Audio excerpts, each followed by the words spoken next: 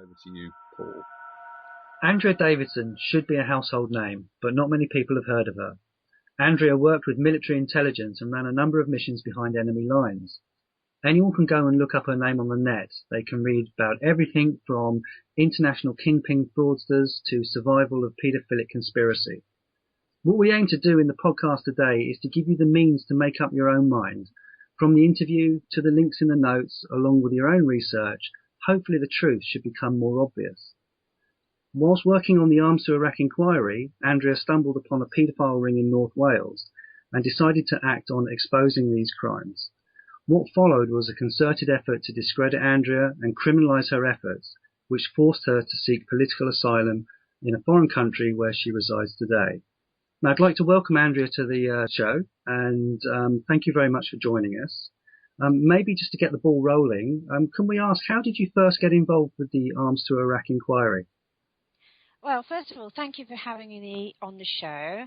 It's wonderful to be here, and I hope we can sort out a lot of anomalies. My first involvement with the Arms to Iraq, started in about 1987. I mean, at that time, the flow of arms to Iraq and Iran, in fact, they sometimes they were sending ships of like 155 shells. Half would go to Iraq, half would go to Iran, and of course these two countries were, at war. But it was. They were supplying Iraq with a military industrial base. Obviously, this was a danger to our troops who might have to go in and sort out the mess in the end, which of course is what happened in Desert Storm in 1990. But in the initial stages, it was the type of technology that they were delivering to Iraq, which was of great concern to us. I was particularly involved in chemical and biological weapons and the transmission of technology to Iraq and the components to create biological and chemical weapons. Am I right in saying that it wasn't just arms to Iraq, was it? It was arms, drugs, and porn? I wasn't involved in anything to do with drugs or porn to Iraq. Okay. Basically, it wasn't on our agenda at all. We were only involved in the arms. There were some sales of, arms for gold, arms for oil, but I haven't actually heard of arms for drugs. Right. Yeah. The arms dealers, they call selling arms an inventory reduction. I'm not aware of them actually being involved in the drugs trade, but I'm sure that they may have run drugs alongside with the arms that they were delivering. I don't think they'd have had any compunction about trafficking in drugs. I'm absolutely sure of that.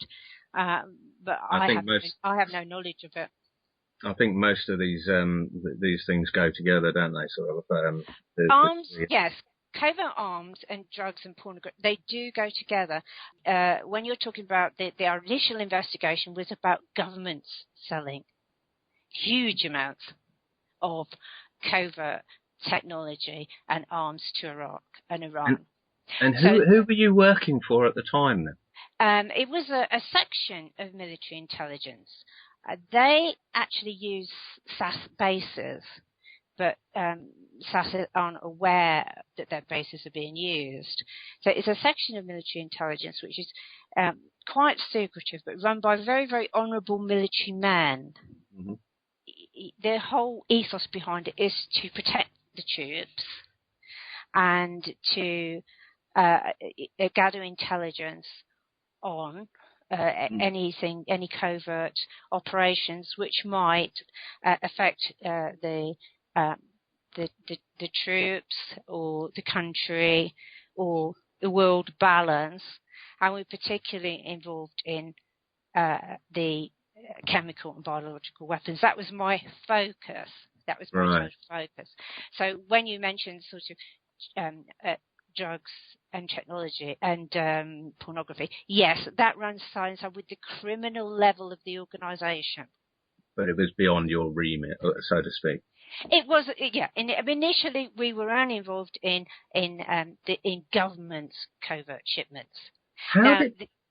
Sorry, I do want to put this in. Governments, of course, do run drugs, but on a large scale. Right. But they use a more criminal structure, a criminal organisation, which is involved in that level. But in 1987, I wasn't really totally aware of that, of how it operated. I learned a lot more later. Yeah. I mean, things have changed quite considerably to this point. I'm finding it hard to understand how the Arms to Iraq inquiry ever got off the ground in the first place, considering the efforts they go to whitewash anything these days. It sounds like the Arms to Iraq inquiry had some teeth. It was actually quite fascinating at the time. What happened was that there were two levels to the organisation, which was running Arms to Iraq. One side of the organisation was running the arms. The other side of the organisation was gathering all the evidence that they were selling these covert arms shipments. So these covert arms shipments go, all the end user certificates. So what they did a controlled exposure, if you like. They exposed their own system. Once it stopped running, the arms stopped running to Iraq, then the organisation itself exposes its own system. And the way they do that is to gather all the intelligence. So we had 12,000 documents proving all the shipments all over the world, from Cardoen in Chile and through, tanks, going through Beirut. We had all the evidence, the finances. We had evidence on your companies like really covert companies like Alzane. We had all of the evidence. So the problem for the government was that they couldn't really deny that they had been involved in covert shipments of arms. Sure. And did anyone actually take the fall for this? Well, there was, of course, a Scott inquiry. But the only people, and this is always a sad thing, the only people who really seemed to suffer from it were people like, really innocent people like Gerald James, who ran Astra. Right. I mean, he had a terrible time. I mean, a lot of people's careers were blighted slightly, but I mean, Rifkin was involved. His career didn't seem to be suffer too much. Alan Clark, he was another one. His career did seem to suffer somewhat. This is the original Arms to Iraq in 1987 to 90. So it's before the weapons of mass destruction, that complete fabrication, that's what he was involved in. The intelligence services of the world knew there were no weapons of mass destruction in Iraq. Everybody knew. Nobody thought they were. I suppose the irony is that they knew exactly what the Iraqis had, because essentially they'd sold it to them in the first instance, really. Well, absolutely. Yeah. And when, after Desert Storm, and anything that was left, I mean, some went to Sudan, a lot went to Iran, actually. The planes went to Iran, and Libya. And so what they did, anything they had left, they sent it out of Iraq before the weapons inspectors got there. Sure. So, and the only thing left was like a mobile biological weapons laboratory, which was in the marshes.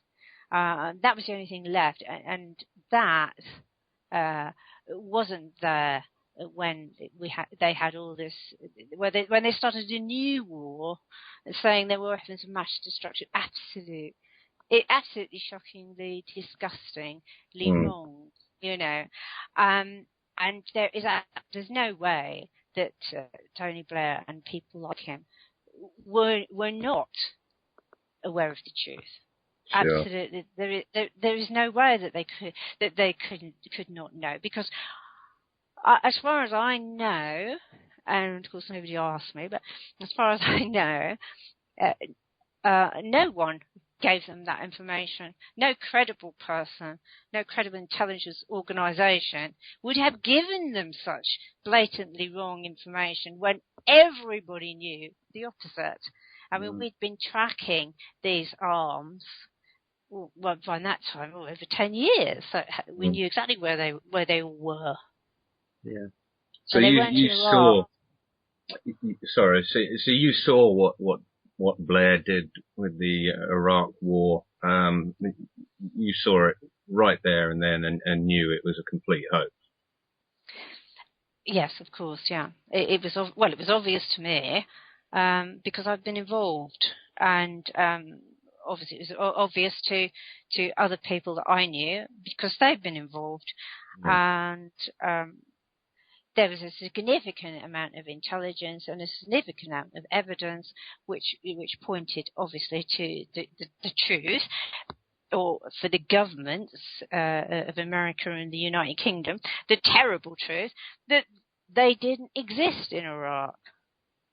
And if they had existed, those two countries were responsible for selling them in the first place.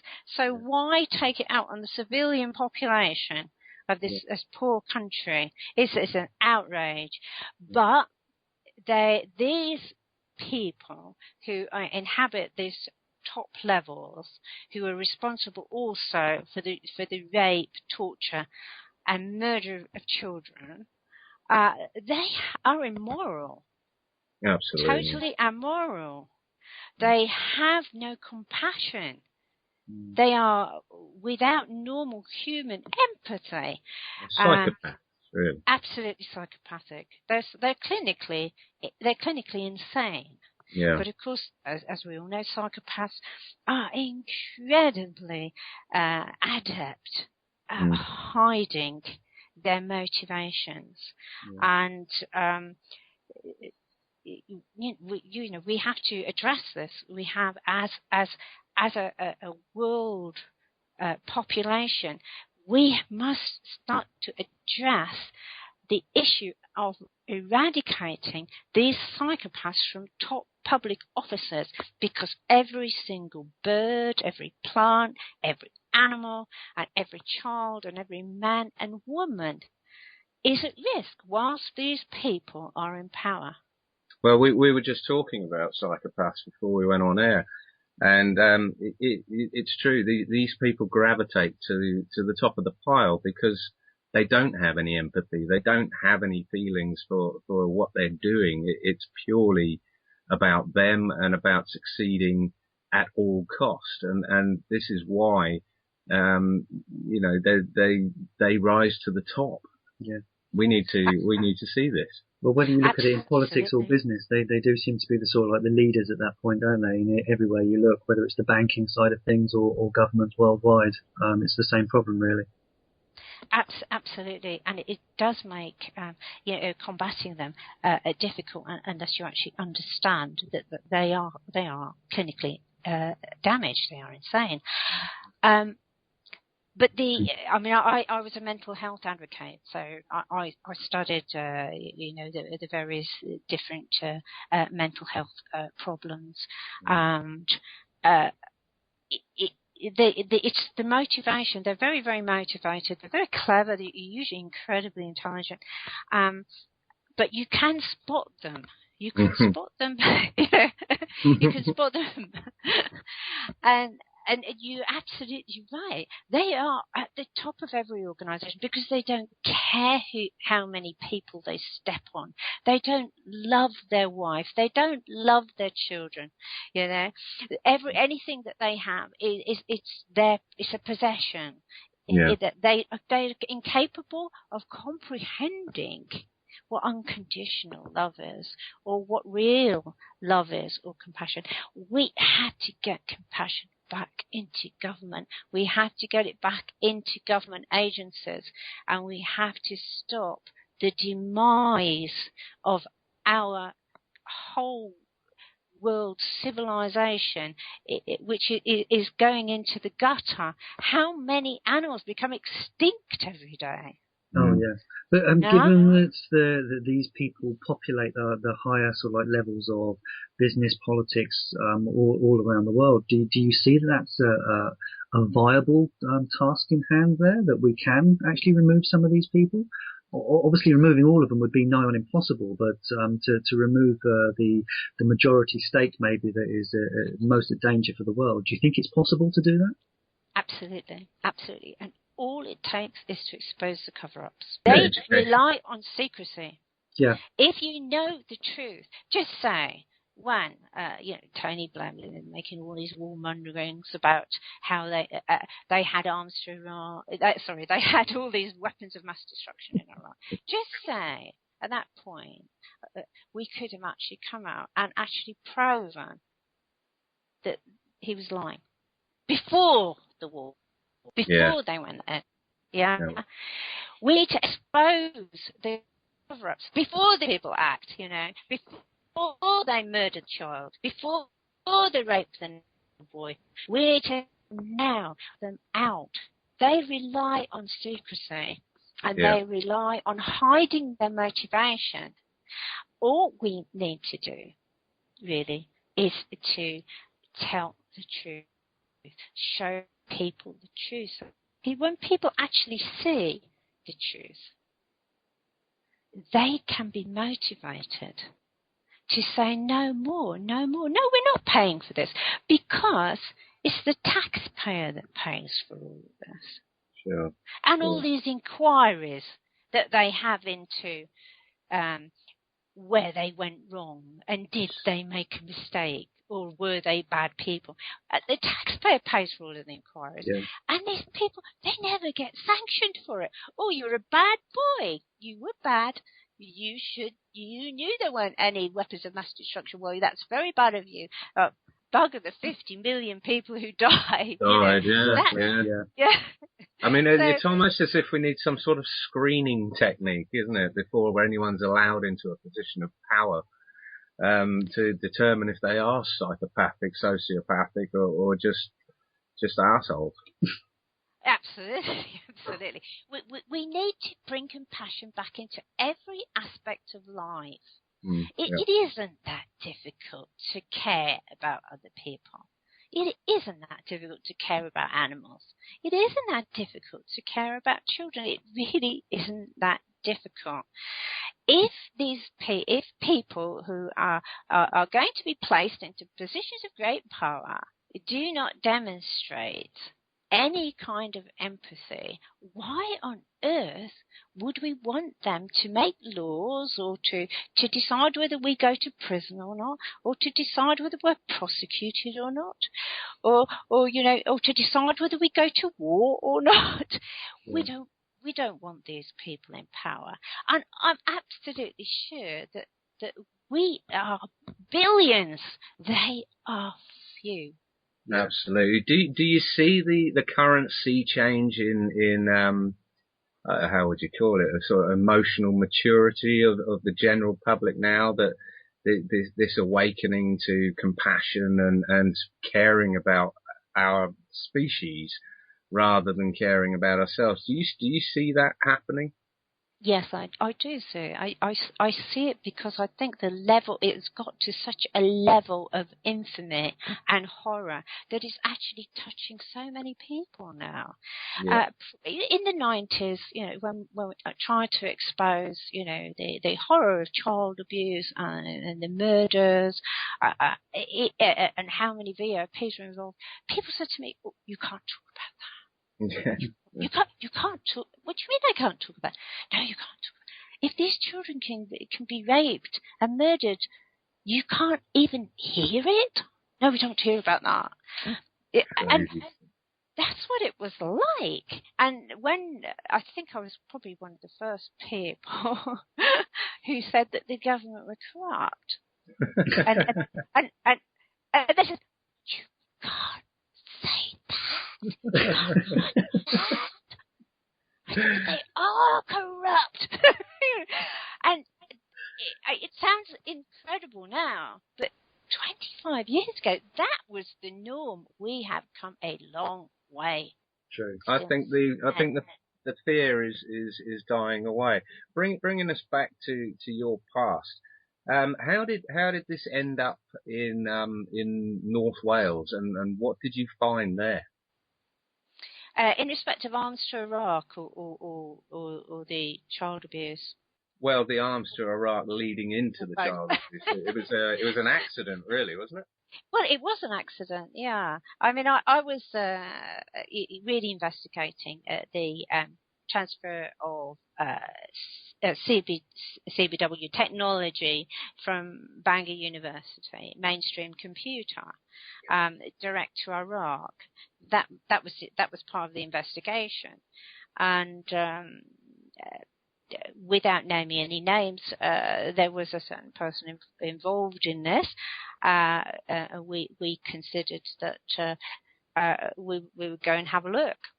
What was found was child pornography, snuff videos, and the place next door was selling all of these videos. Was this coming out of the university, or was this just the people? No, it's nothing to do with the university. This, sorry, we didn't want to mislead, make that allegation. That's not true at all.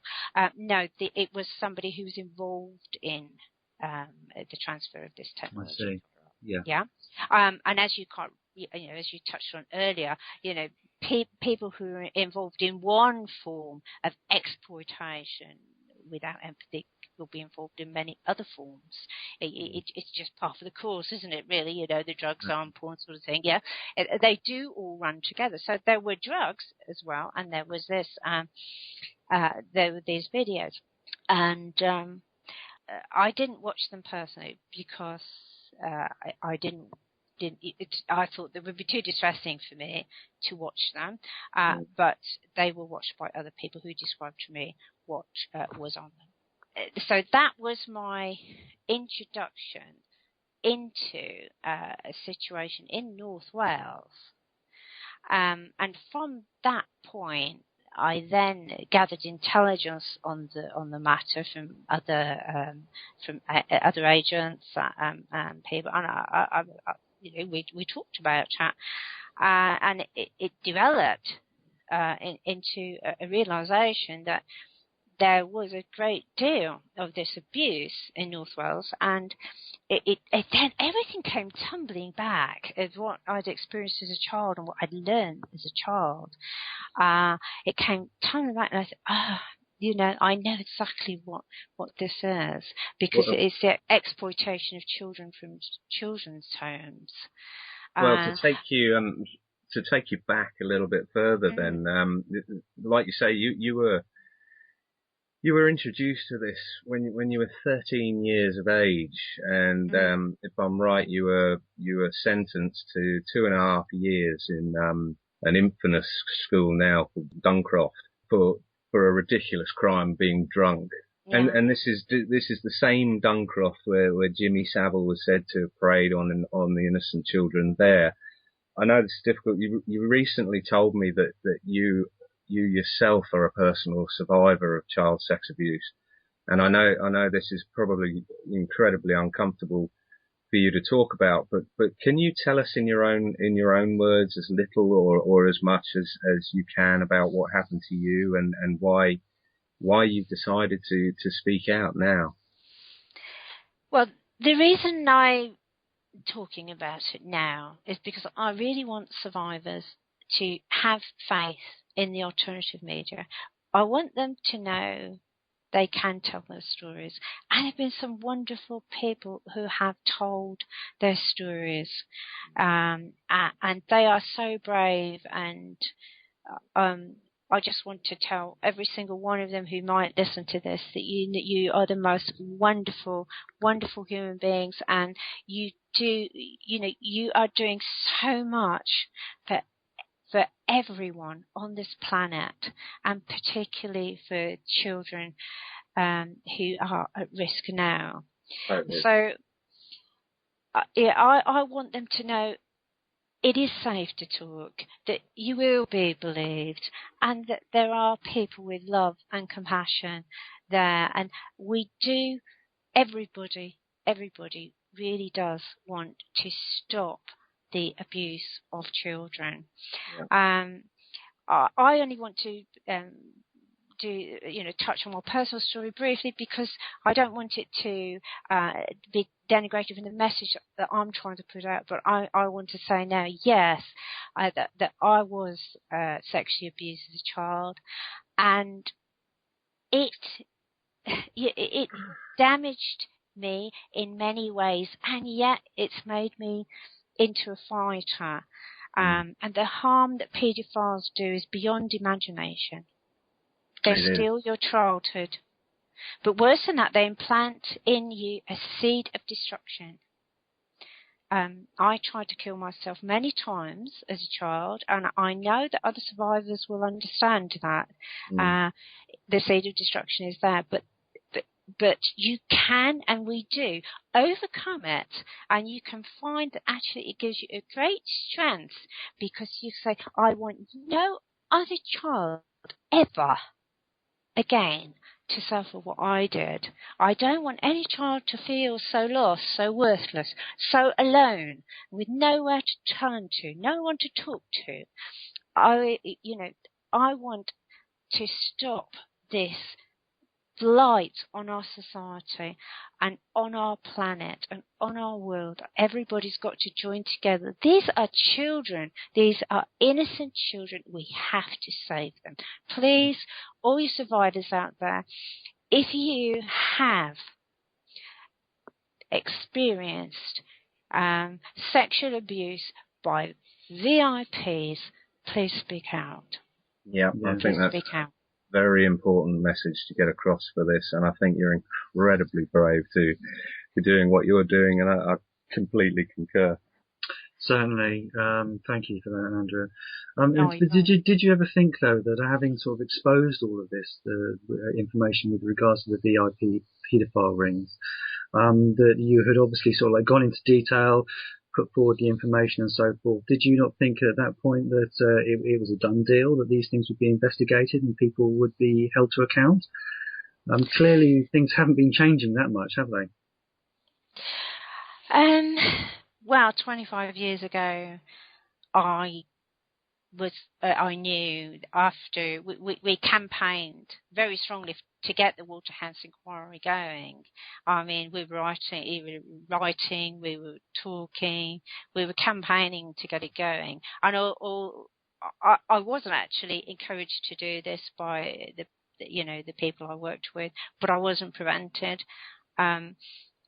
Because at that time I was quite powerful, because I had exposed. I was at the forefront of exposing lraq. So we campaigned to get the Waterhouse inquiry, and I think I foolishly believed at that time that it would be stronger than it was, that inquiries actually had validity. I have since learned that I was mistaken in my belief. It certainly was sort of very early on in the inquiry. We were told that it would be a contempt of court if we named any of the VIPs.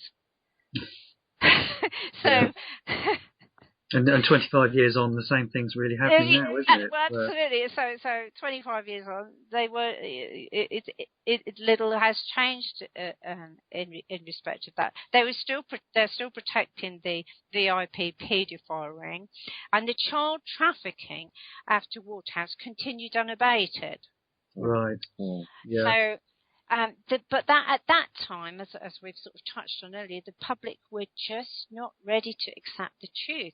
We couldn't go public, as it were, because no one would support us.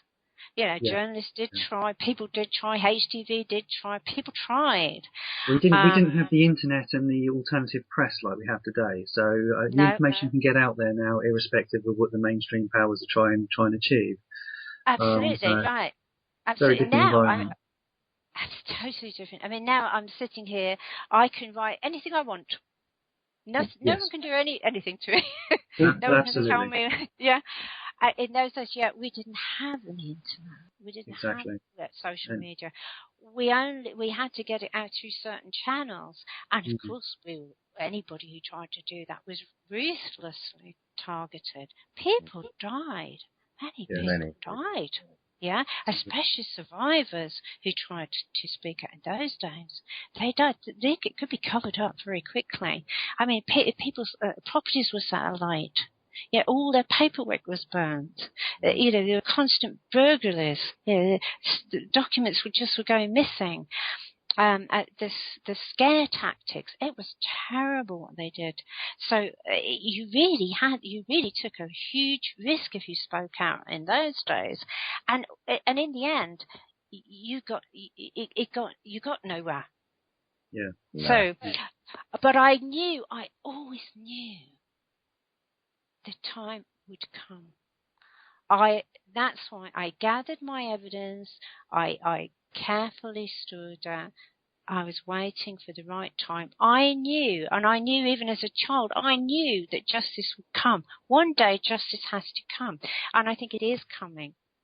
It is. And yeah, social media, and even this interview now, all it goes towards bringing out the truth and bringing that time about when we can be free of these monsters who are in control of our lives. Yeah, no, totally agree. Andrew, so you had all this evidence. You had tons of evidence, didn't you, in your possession, and then you were raided. When was that? Back in 2010. Yeah. What happened there? They took everything? Well, in 2010, they just came in. One day, there was 19 police officers. Yeah. I was asleep, and I heard. I was upstairs because it was 3 flats. I was upstairs, right at the top. But right at the top is like It was like a little attic room, where I had my bedroom. I heard all this commotion, and I went down, and they barged through the door. Yeah. And then they took every scrap of paper, every valuable, absolutely everything. They just went through the place. They wouldn't let me talk to a lawyer. They wouldn't let me out. They wouldn't even let me get dressed. These were 19 male officers. They kept me in prison all day in my nightdress whilst they ransacked the house. And under what grounds were they doing this? Was this under the grounds of national security, or was this under the certain police acts? They had no right to do it at all. They actually had a warrant, which was a money laundering warrant. Oh, right. A money laundering warrant was to search for any evidence concerning a fraud that had taken place in 2007 and 2008. Right. So this fraud had taken place, which is proved to be the fact, in 2007, 2008. They had obtained a warrant to search for evidence concerning this fraud. They had no warrant to detain me or anyone else. My name was not on the warrant. Oh, wow. So they, in the process, they took all the basically all the evidence you had for VIP, paedophile rings. That's what did they take? You had the Dickens dossier, is that right? I didn't have I don't actually. I can't say I actually know exactly what the Dickens dossier was because Jeffrey gave that to me.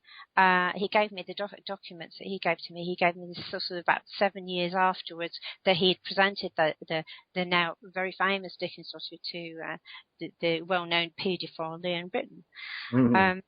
But Jeffrey what he gave me were papers concerning Pi and concerning VIPs who were paedophiles and different structures and the what was then, we just call it child porn then, trade and child trafficking, etc. So I had a number of documents which I believe would have formed part of that original dossier. How many and how much I had, I don't know. And it's all gone now. But certainly, it's definitely gone now. I mean, they took everything.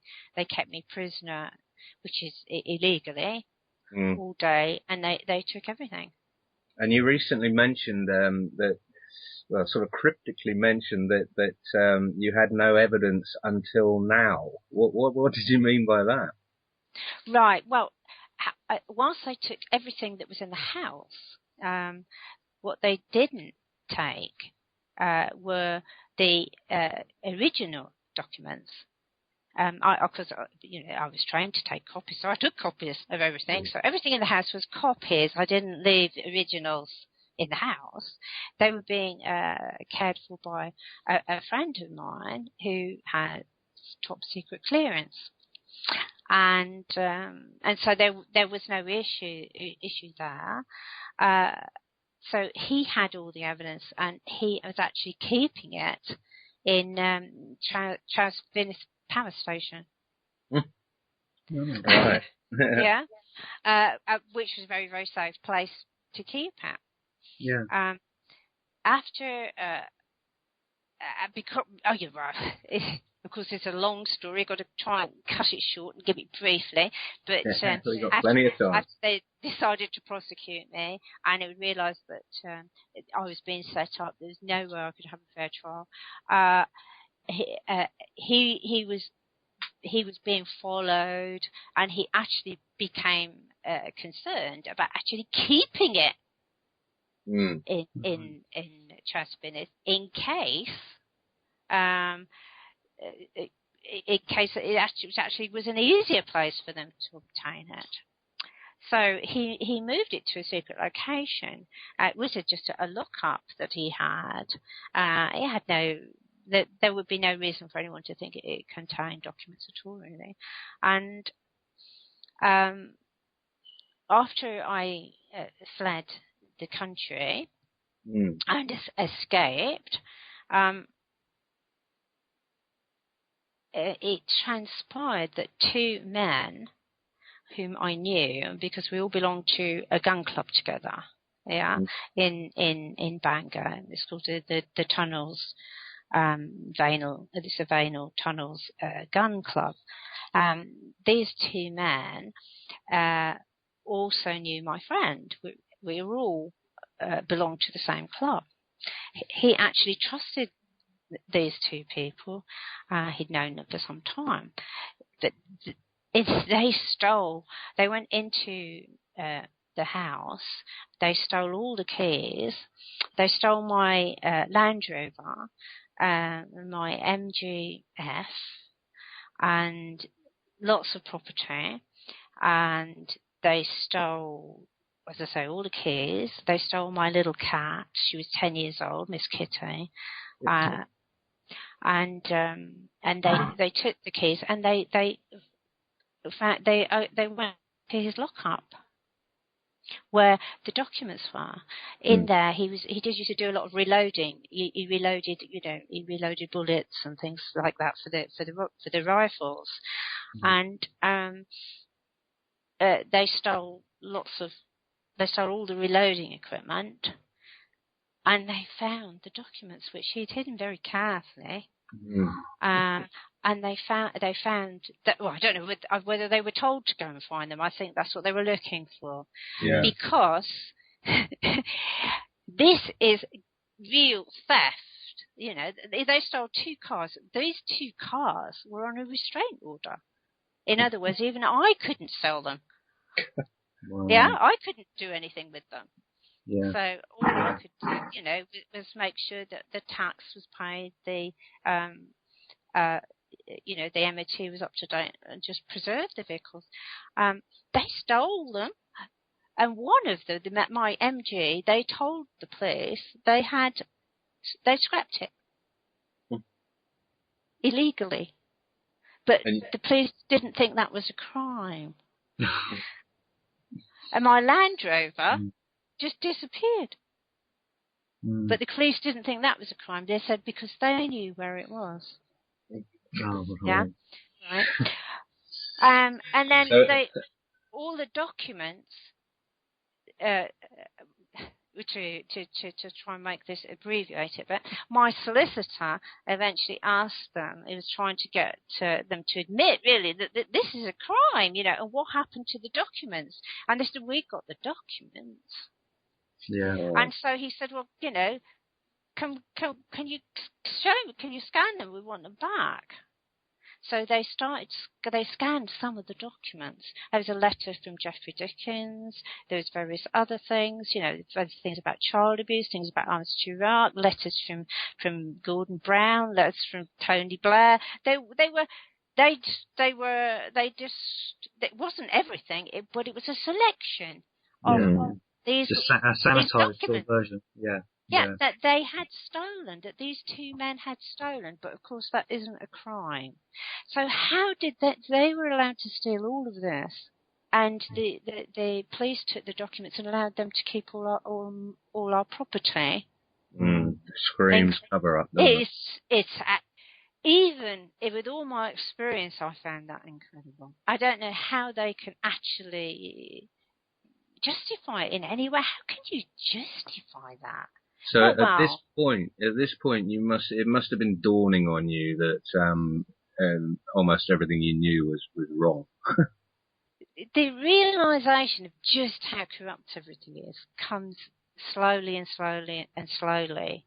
And with all my experience, I hadn't actually expected to be set up in the way that I was, or that they would lie, or that to the extent that they had to, or that the whole prosecution service could get in on it, And you've got to see it to believe it, really, haven't you? You can't. Yeah, I mean, to be honest, I all my experience, I didn't believe it until a few months before I left. A couple of months before I left, I actually still believed that I would get a fair trial. I really believed I would. You know. So at this point, we're looking at what, 2012? Is it, Andrea? That's right, 2012. Yeah. And so the court basically convicted you in your absence, and it was for fraud, wasn't it? Well, they sort of there was a number of sort of fraud charges. It sort of started with a client of mine. If you go back to the time when they got the search warrant, there was a fraud in 2007 and 2008, and so in my business, I for due diligence, I had passport copies scanned over the internet. Anyway, there was this for compliance. I took a copy of an ID, a scanned passport, from a man called Robin Jacob. He wanted a mail service in Cheshire, and Robin Jacob is a film producer who lived in Thailand. Oh, well, that's fair enough. He wants a mail service in Cheshire, and he wanted another mail service in Wales. The fraudster sent this passport copy to me, and also to Turner and Little, that they're formation agents. They form offshore companies. Right. And they also sent this passport copy to a company in Berkshire called My UK Mail. So this fraud group, and we used this copy of the passport to obtain an offshore company called Regal and Archer from the formation agents Turner and Little. And Turner and Little, they also applied for a bank account for the fraudsters using the same passport copy. But the bank said the passport was altered, and there was this might be fraudulent. Oh. Right. So Regal and Archer was a company that the police claimed was mine on a restraint order, and that the bank accounts connected to this company belonged to me. Okay. Regal and Archer was part of a bigger fraud which had been conducted from Thailand. Now, for some unknown and bizarre reason, the fraudsters had taken this passport photo of Robin Jacob, the passport copy, and with a photo of Robin Jacob, and they'd changed the photo for another photo of Robin Jacob. Right. Yeah. Right. Yeah. Now, but enough to sort of like raise alarm bells with the bank. that's right. But why would you do that? Yeah. Now, Robin Jacob said this other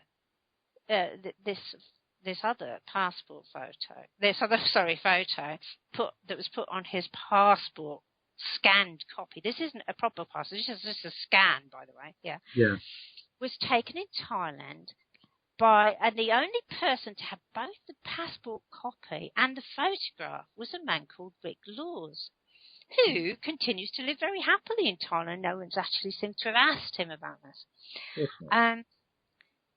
Anyway, I was convicted, to cut a long story short, of making this passport copy. Of using this passport copy and changing the photo of Robin Jacob for another photo of Robin Jacob. So of course you were convicted of this in your absence, so you weren't able to actually give a defence or anything along those lines at all in any way, shape or form, I guess. Well, they knew 100% it was complete rubbish. It was complete rubbish. A, as I said, why would anybody do it? Yeah. B, it had been to several other people. The same. These people had sent it to Turner and Little. They'd sent it to my UK Mail. They sent it to me. You know, what is the difference between those people and me? Yeah. None. Yeah. Absolutely none. You know. It also, I had all the emails from the alleged Robin Jacob. Now, I must point out at this point that Robin Jacob has got nothing to do with this fraud whatsoever. They just stole his identity, passport copy. Yeah.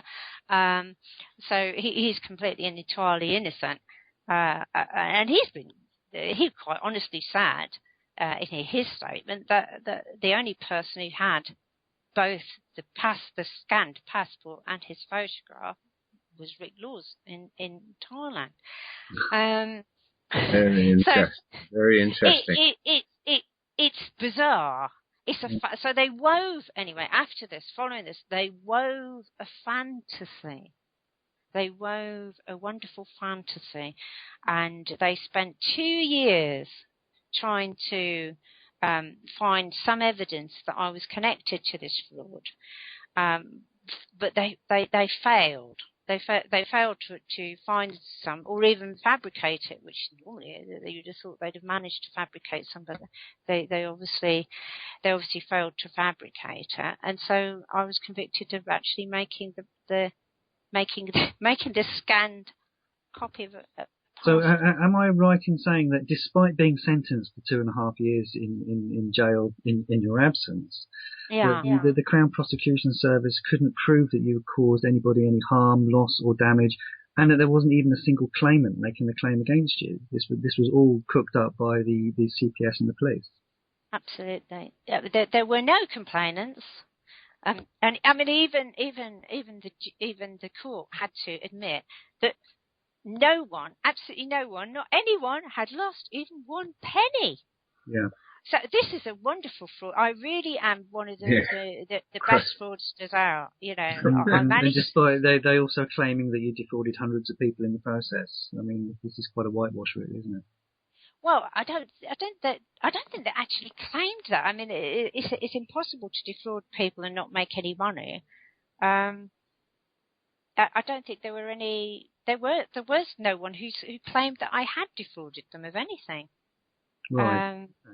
So it's a sort of fraud that didn't really happen.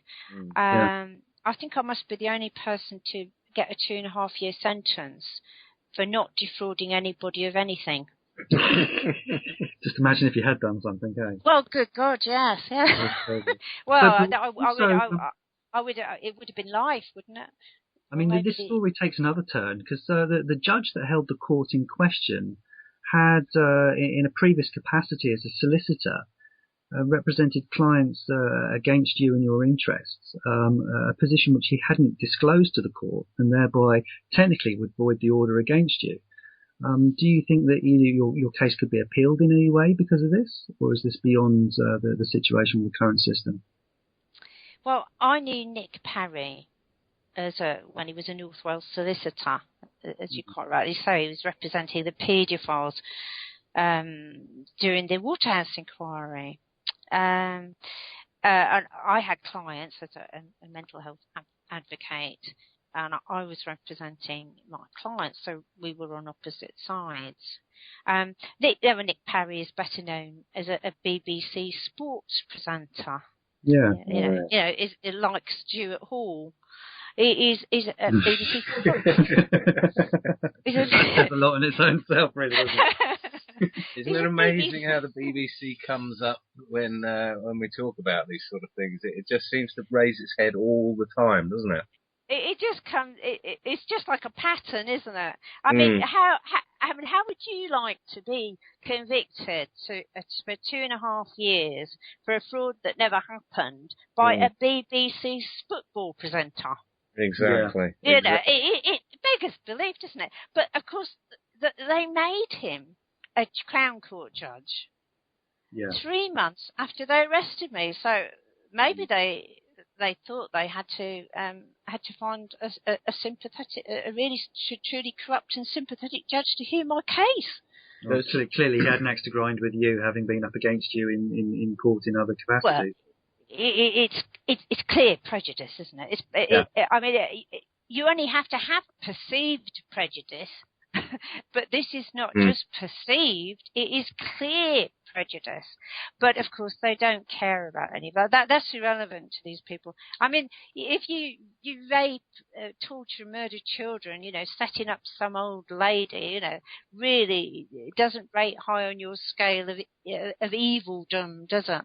Do you think, though, Andrea, that this has happened purely because you were out of the country at the time, so they saw it as an opportunity to just go for a complete whitewash? Do you think the situation would have been different if you had remained in the UK and actually fought your corner? No, I think it would have been worse. Right. I think I would have ended up like the terribly sad case of Melanie Shaw. And once they get you in prison, you're not treated like ordinary prisoners. No. They keep you in solitary. You don't. Nothing is normal. No, I would definitely have been in a worse situation. I mean, at the trial, which I'd already left the country, I wasn't there. Okay, I'd left the country. I made it quite clear that I wasn't, going to be. If they wanted to set me up, they could do it all by themselves. Yeah. They refused to allow me to have solicitors of my choice. They said either you have no solicitors or you have these people. They refused to let me have a barrister of my choice. Either you have that barrister or you have nobody. And it just became the clear. The fact that I couldn't have a fair trial became so clearly obvious. I would have been an idiot to stay, Yeah, I think it's pretty obvious that you were going to get railroaded there. I don't think there's any doubt. I mean, he allowed another 11 charges on the day of the trial. Good. One of which would deprive me of everything and my mother made in our entire lives, and has done. Well, I mean, you may have ended up like Gareth Williams, the famous spy in the bag, who you knew as well, or Jill Dando, who was quite clearly assassinated on her doorstep. So I think you made the right move. Well, I did. I mean, I did think that they could suicide me in jail. Probably, I thought that would probably be their best option. Because then they could say, well, she was just very distraught, so she killed herself. Yeah, absolutely. And I thought, no, thank you guys, but I think I'll take the other option. I'll take a rain check on that. Yeah, right. Okay, I'll take a rain check on that one, and I will become your biggest nightmare. Yeah, well, let's hope. Yeah. Absolutely. Let's hope. Yeah. You're listening to a Yeoman Trust interview. For more, go to yeomantrust.org. Coming back to the BBC, good old auntie BBC, what is their relationship with the government and the security services? You've got a very interesting insight on this one, haven't you? Well, there's a very old saying, the pen is mightier than the sword. Mm-hmm. He who controls what people believe, it controls the people themselves. So the fact, that the media, and intelligence and security walk hand in hand is really not a big surprise. So the BBC, basically acts as a well-oiled propaganda machine with the security services well at the helm. Well, as sort of is commonly known now, BBC staff are vetted by MI5. Now, this is a media organisation, guys. This is the free press, is it? And not only is it the free press, aren't we all, everybody in the UK, aren't they forced to pay for this free press? And so here we have, vetted MI5 BBC staff who are effectively steering public opinion, And, of course, it has the added advantage of stifling real investigative journalism from damaging their system of manipulation. The icing on the cake, of course, is that they make the public pay for this diatribe of government propaganda. Well, I think a lot of people are waking up to the BBC now as well, which is why, of course, they're trying to change the funding mechanism to even more of a draconian system, so you can't get out of it anymore. Oh, absolutely. I mean, and then, of course, you've got the notorious paedophile and child trafficker, Jimmy Savile. Absolutely. Well, we're all absolutely terribly grateful that we have funded him. We funded him, Do you think that there's more Jimmy Saviles lurking in the BBC yet to be discovered? That he just happened to be one of those few that was exposed at the right time when he died. Yeah. When he died, yeah. I'm absolutely sure that there are a number of people and executives in the BBC who are involved in child trafficking, and there have been numerous allegations that BBC equipment has been used to film child sexual abuse, child torture. There's absolutely no doubt that there is more to come out on that. I mean, I don't know if you know, but recently I was approached by Panorama. Yeah. They wanted me tell us about that. What were they? Yeah. What was their angle? What were they saying? Tell us about that. Oh well, it was funny. It was funny because I have problems with telephones. Well, in this case, it works very well sometimes because I said, well, you have to put all the questions in writing because I can't talk to you. I'm sorry,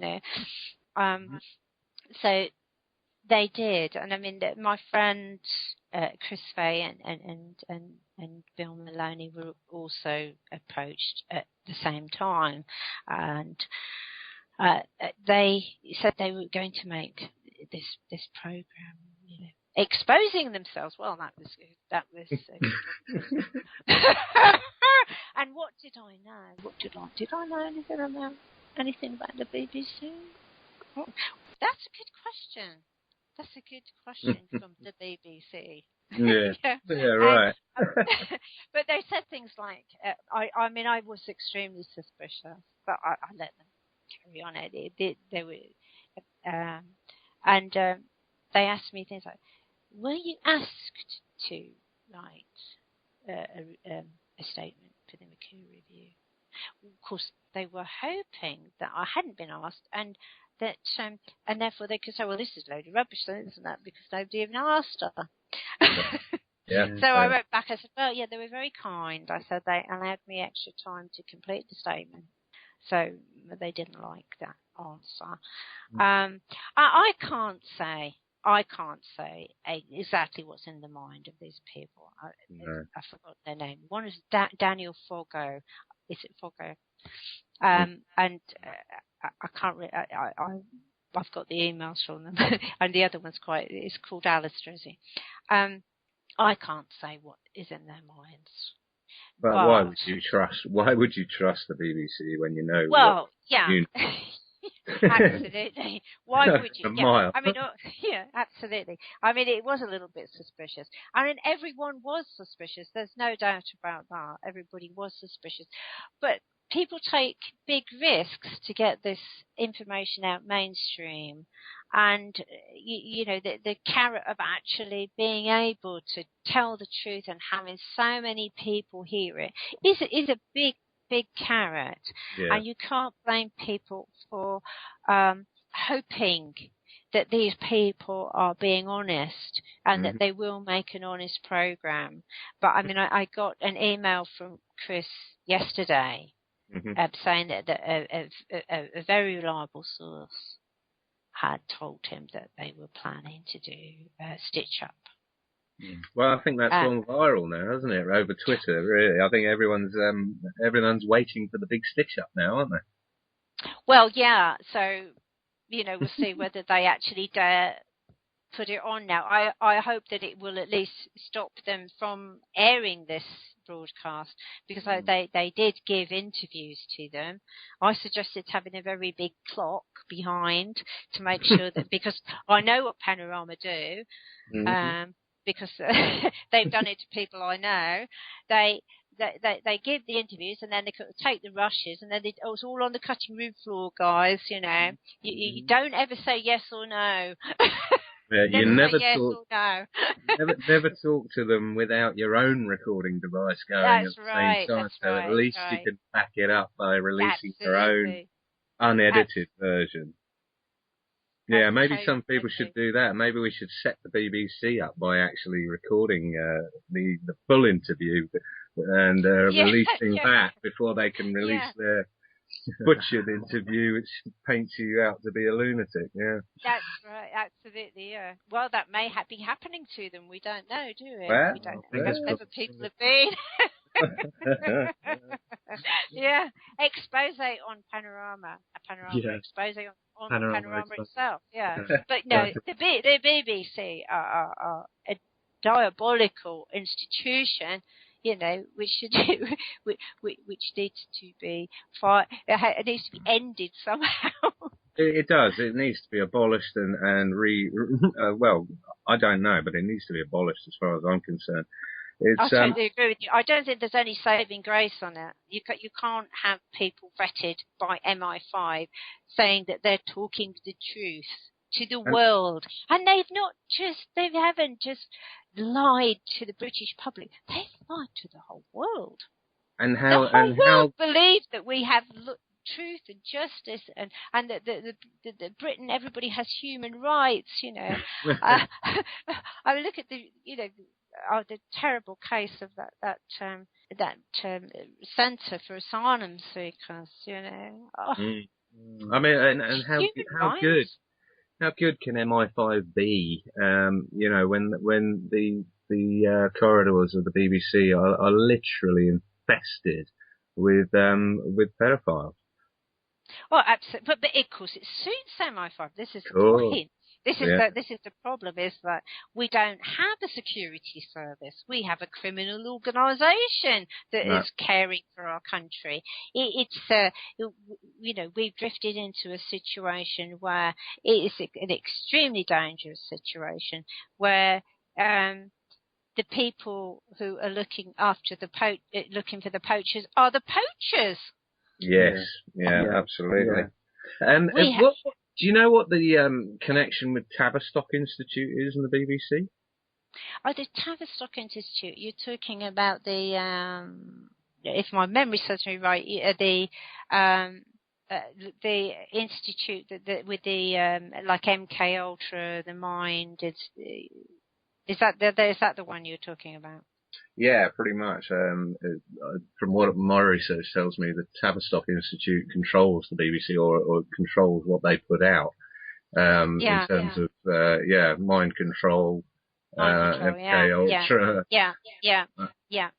experimenting on the nation, basically. Which of course, is what things like EastEnders and Coronation Street were. Admittedly, they were social experiments. It's social manipulation, isn't it? And it really comes from a lot of the experiments that were done by the Nazis during the World War.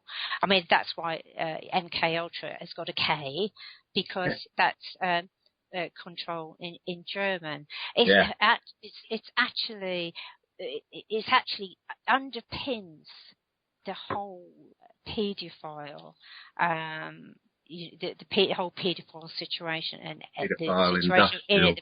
It started just after the Second World War. Right. Let me try to try and sort of put it in brief and encapsulate it. Mm. In the 1990s, it was revealed that there was an organisation which they named Gladio after the Italian section of this organisation. This organisation had what they called stay-behind units in all the countries of the world. Right. Sorry, not all the countries. All the countries in the NATO countries. Sure. Yeah. Each one was headed by an SS officer. Right. Yeah, no, it needs explaining because people are brainwashed utterly by the BBC.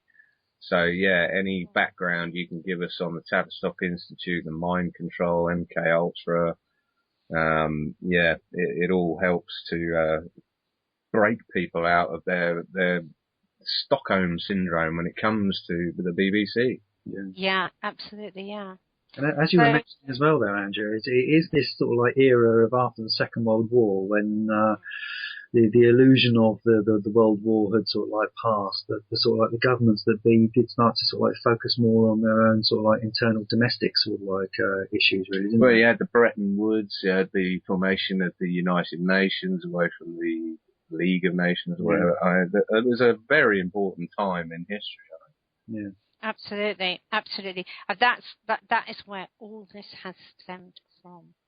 The current situation that we're in now, and it's certainly something that we have to address. And this type of mind control and and manipulation is very much part of it.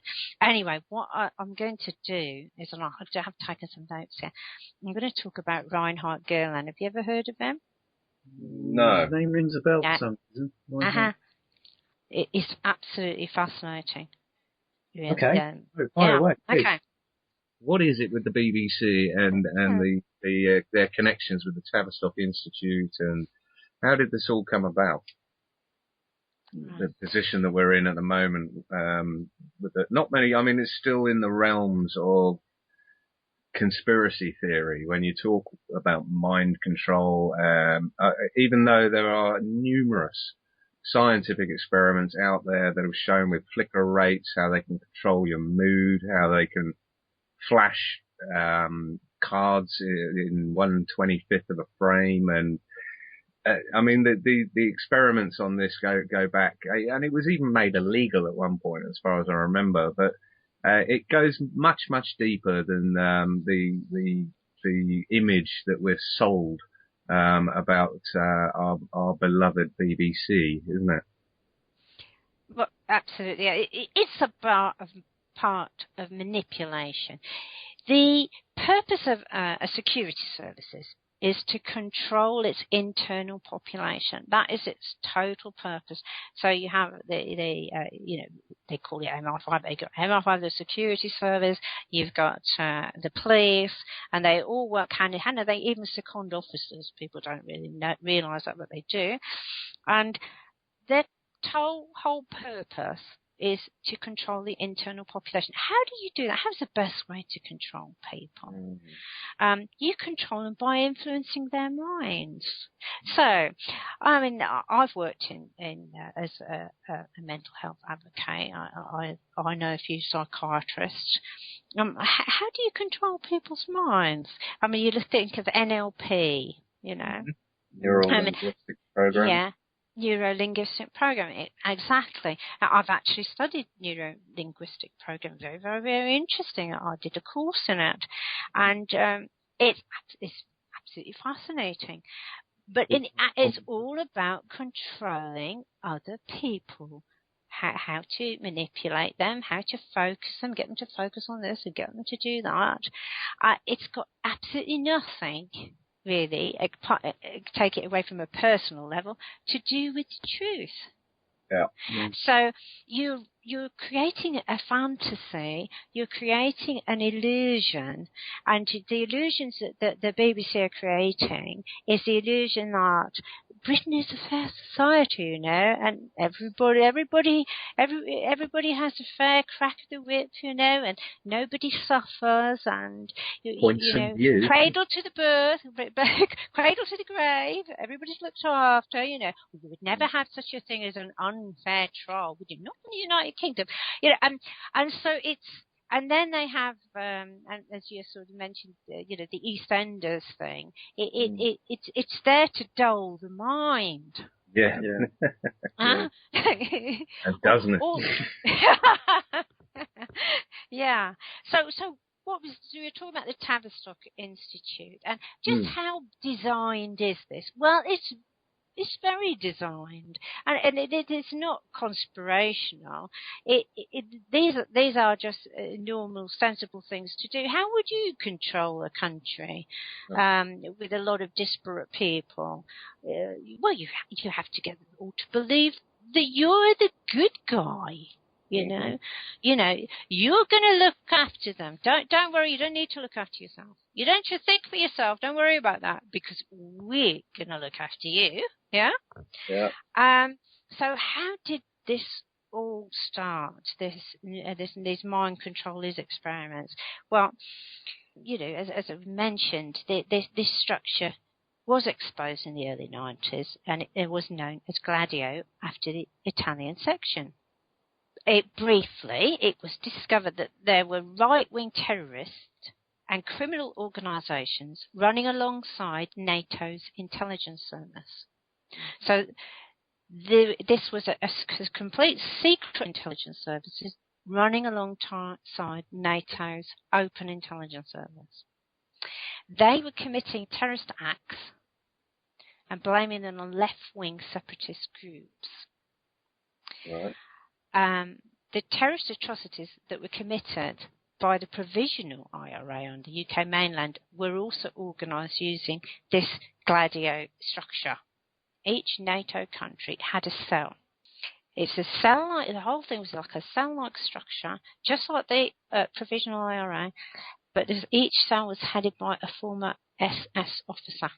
So the SS has several bizarre occult beliefs and engaged in rituals. Not as innocuous as the Masonic rituals. Mm-hmm. These rituals included the sacrifice of babies. So during the war, of course, there was an endless supply of victims. Right. The occult basis to their faith had a serious effect on the social structure of NATO countries. It also involved the Catholic Church. As most people will now know, they supported the Nazis during the war. And so here we find the same sort of organised child abuse, which was very cleverly covered up. Yes. Right. So one of the founding fathers of this structure was a German intelligence chief called Reinhard Gehlen. He was a tall, thin man with glasses, and he had a prodigious mind, which he put to use to promote the ideology which had elevated Hitler into power. Now, Hitler had risen to power, And the German people were totally manipulated by the very similar methods to the Tavistock Institute promotes. They and the BBC promote. It was theatre. You know, the waving of flags, the chanting. You know, it's all great theatre. Of course, they didn't have TV. They had film, but they didn't have TV in those days. So, but they did have radio, of course, which was equally used for propaganda by both sides. Absolutely. In the war. So Gielan never stopped hearing the chants of Sieg Heil, Sieg Heil, you know.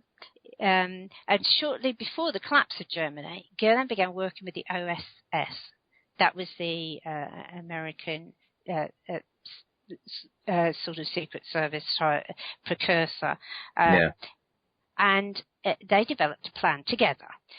They would help important Nazis to escape, many going to Argentina. Scientists working on Nazi programs would be relocated. This is Operation Paperclip, is that right? This is part of Operation Paperclip, absolutely. I mean, I had a very good friend called Bernard Goff, and he was actually part of Operation Paperclip. He interviewed them. He used to interview them. And these scientists and the German technology was shared between the USA, the UK, and Russia. Russia, that's right. Yeah. Right? So that was how the UK got the patent for VX nerve gas, which they supplied Iraq. Right. Yeah? Yeah. So all these things fit together. Yeah. Right? Now, Gielan went on. He is a terrible man, but a fascinating man at the same time. Yeah. How he gained the amount of power he did, and how nobody knows about him. Gielan went on to help form the CIA, the Egyptian intelligence service, and in 1956 he became the head of the newly formed German intelligence service, the BND. Right. Guess about me. If one man is responsible for the destruction of Western morals and the infiltration of Nazi ideals and occult practices into the West, it's Reinhard Gielan. It certainly sounds like it's the best trick the devil ever played was convincing you that he didn't exist. This guy, no one's ever heard of him.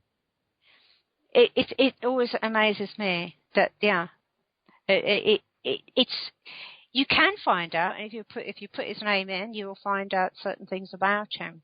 But, no, I'm glad the name's out there now.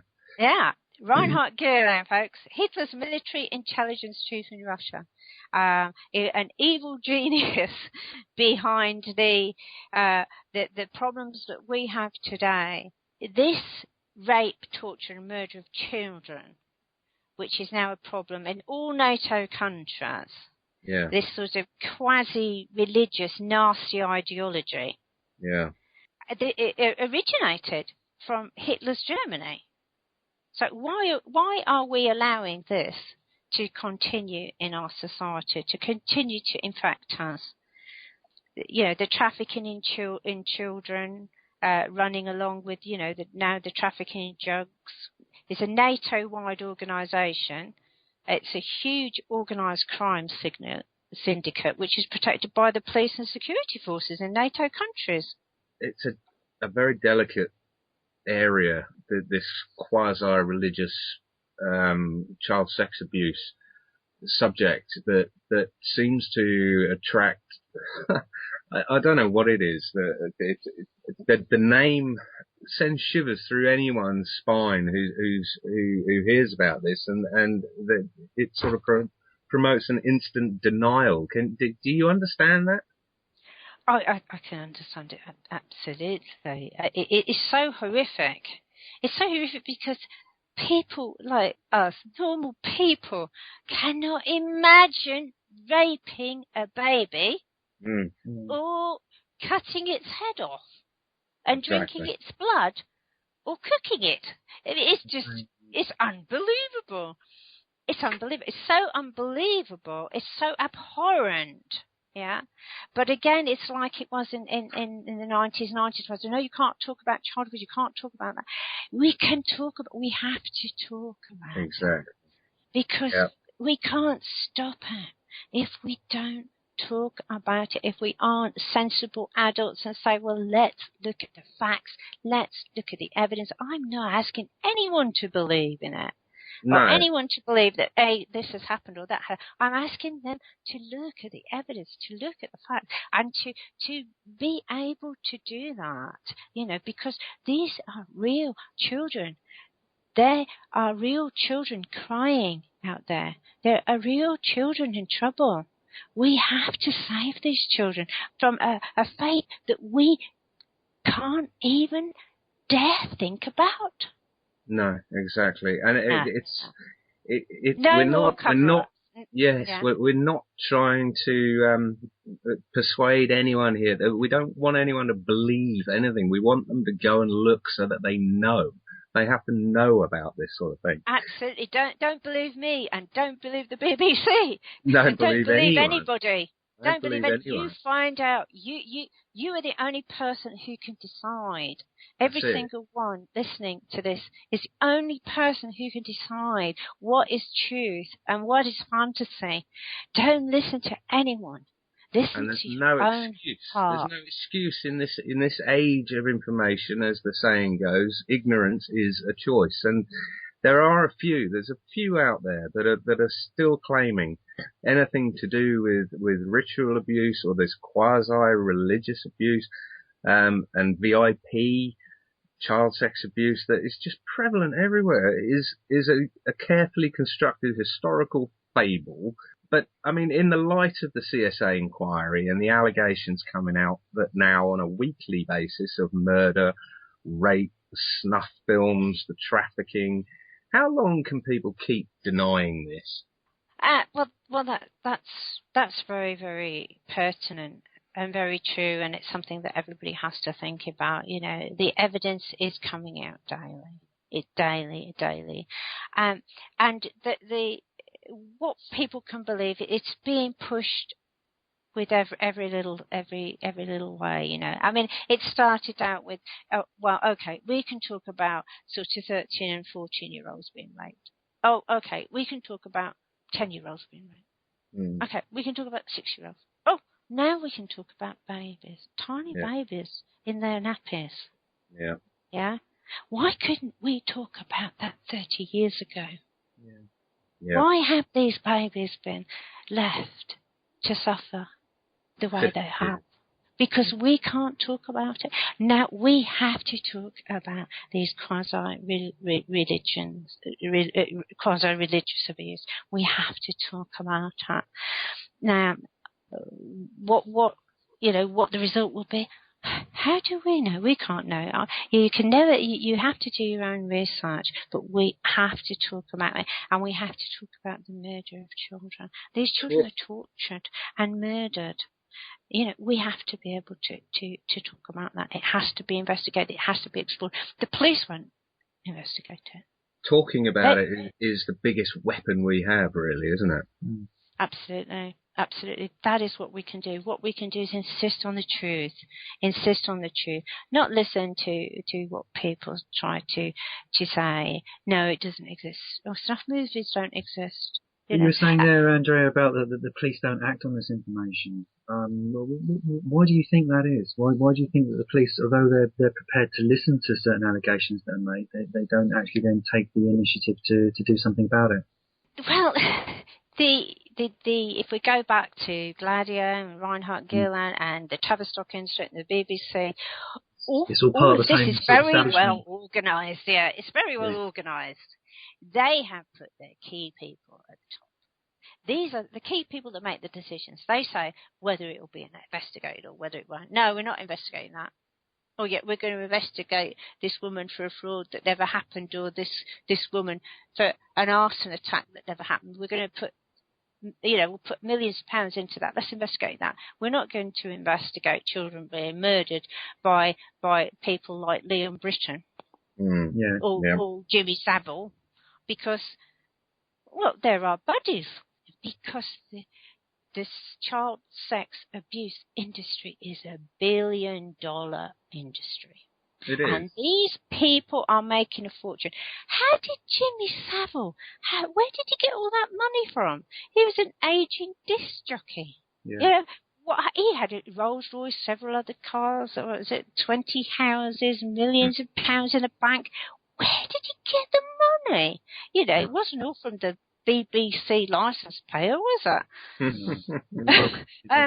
So you've got to say this is $1 billion industry. These people are getting very rich. These senior people in the police, senior police chiefs, people in MI6, people in MI5, people in the government, you know, people in the councils.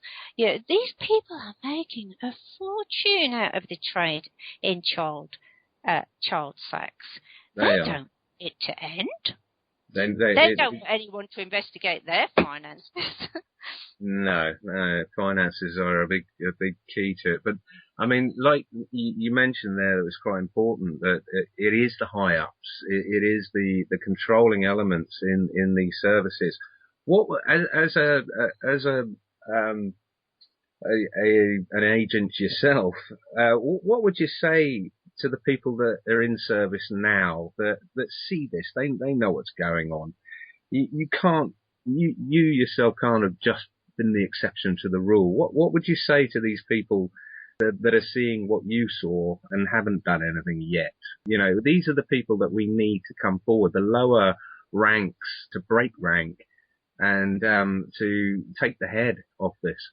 I would say to those who are not actively involved to look into their hearts and ask themselves, what type of a world do they want? You know, what is really valuable? Every animal, every bird, every tree, every child. Now's the time to come forward, though, isn't it? Yeah, because everything is at risk because of the madness of these few people who, and I would say, who you are helping to destroy the world. Yeah, you're helping them. You're helping them. Yeah, you're not getting a huge amount of benefits that they are, you know, financially or power-wise, but you're being protected. But you are actually helping them. And is it that the system's just compartmentalised? That although each person sort of like is an important cog in the machine, they're not actually seeing the bigger picture themselves. Do you think that's a big part of the problem? Let's face it. Every PC on the beat, you know, and every agent doing surveillance, or they don't even tell them why they're keeping somebody under surveillance. They just give them a photo. This is a person. Yeah, they don't tell them why. It's need to know. It's need to know. So unless they have either tried to expose something, tried to say, oh well, this child's been abused here. Oh, I'll take in a statement. Oh no, we're not going to do anything about that. But in those scenarios, then, where you have agents either in the police or the secret services, that they must be stumbling across this and actually joining the dots together themselves at certain points in time and realizing what the establishment is up to. Do you think that? Sorry. I was going to say, do you think that there are more positive elements coming out from within the security services because of this, or is there just an atmosphere of fear that keeps people silent and keeps them sort of like kowtowing to what the establishment tells them to do?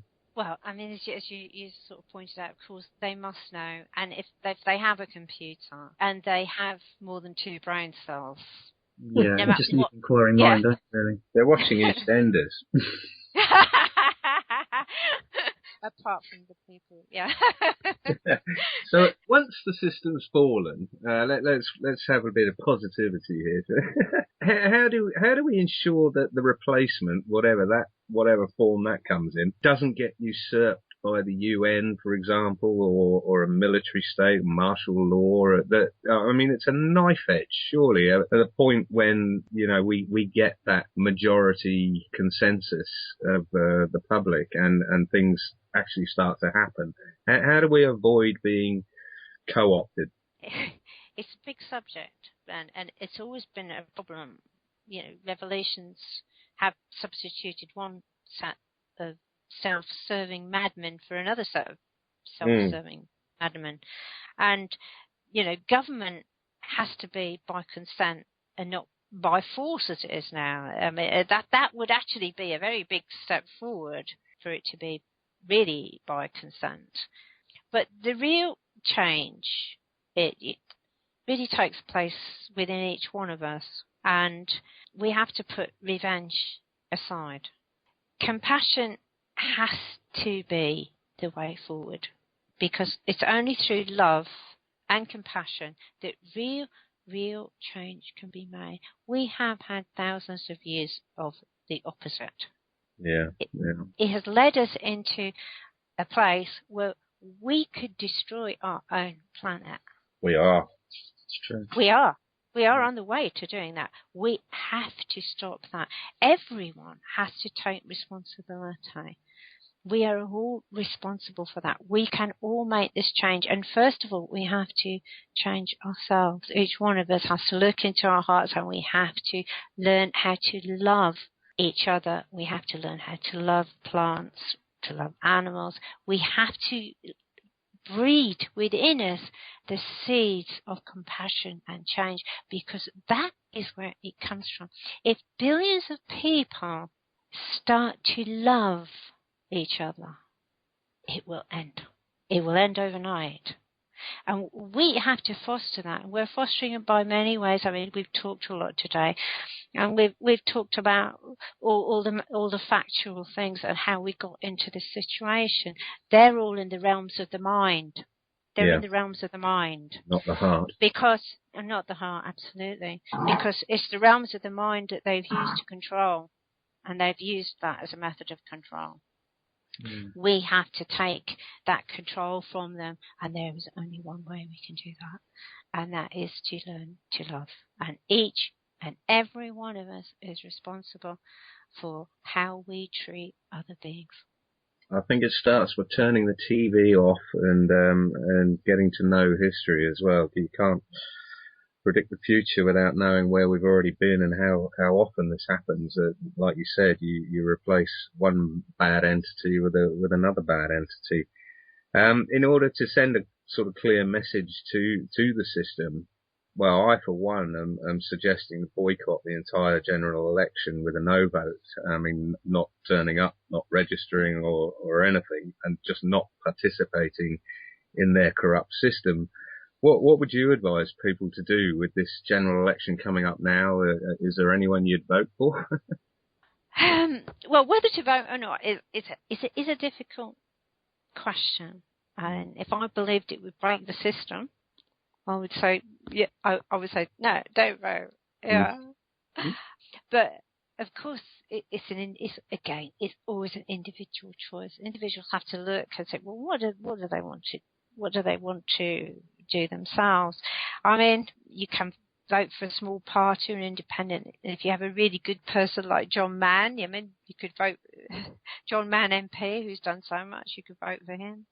People have to engage and demonstrate their own power in whatever way they believe is right. We've got to get away from personal responsibility, personal investigation.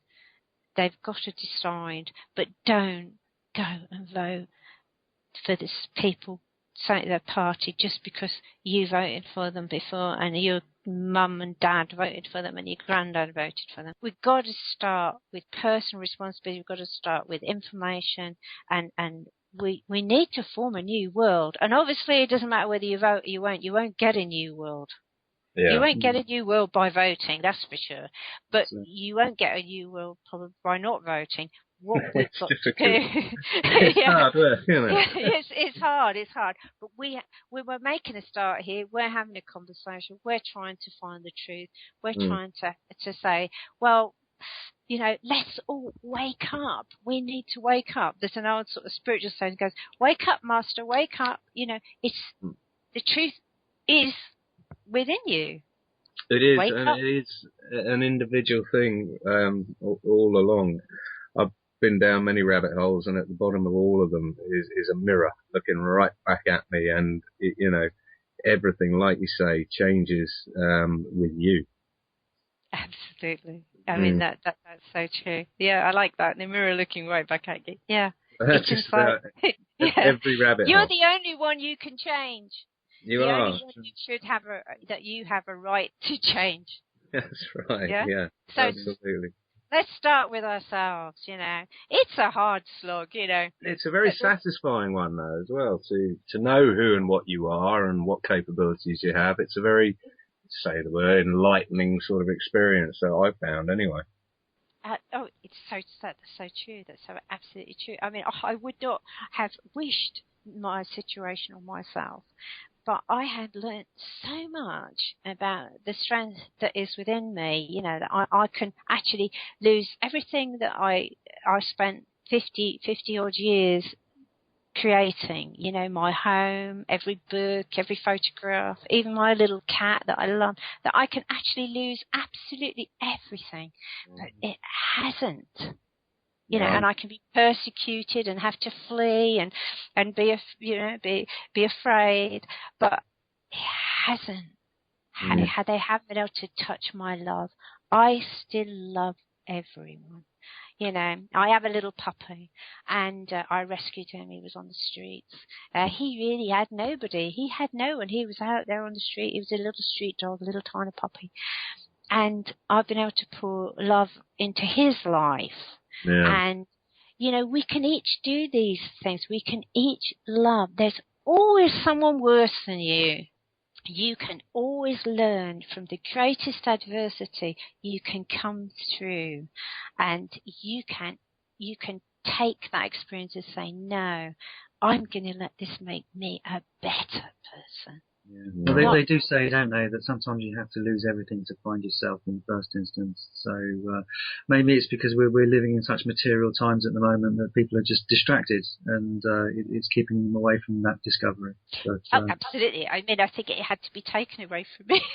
so in that sense, I'm lucky because I've stood there and faced that, and I know that my security is within me. I just want to be able to help. And they can't touch it either. No one can get to that. They've tried. They started when I was 7 years old, and they've been trying. And I'm still, the love is still there. The love is in my heart. They will never be able to take that away from me, because that is God given. Do you see yourself ever coming back to the UK at any given point in time? Well, obviously, I would be foolish to go back without a guarantee that they wouldn't be thrown into jail or shot. I think more to the point is, do you miss the UK, or are you quite happy now in sort of like in South America? Is that home for you now? The people here are so wonderful. They are so loving. There's so little restrictions here. I just wish that the UK could be a little bit more like it is here. You're making me jealous now. And that's apart from the sun, but people are not persecuted here. That they don't have all these pointless laws all the time. They actually have. They have to do something very serious, before anybody takes any notice. But they don't do anything serious because people hug each other in the streets.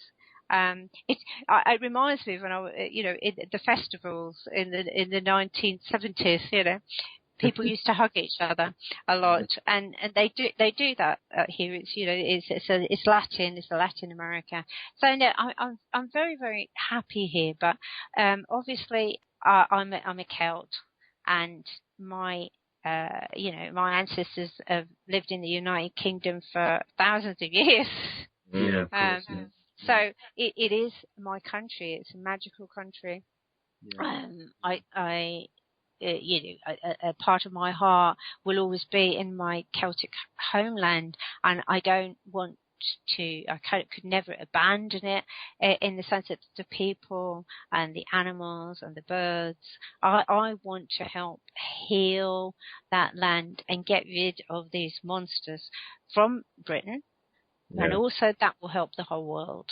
So it would also even help, help my new country. We have to get rid of these monsters. Well, I think once the establishment is a crumbling, smouldering wreck, we'll welcome you back with open arms, and I'll be at the bar buying you a drink for sure. Oh, thank you. Well, I look forward to that. I'll keep you to it as well. Yeah, you do that. You do that. It's going to be a big one. Yeah, doubles all around. But getting back on track, I mean, I'm desperate to cover this quasi-religious abuse, and I don't think we can have this interview without touching on what has come to light in Hampstead, in the school in Hampstead.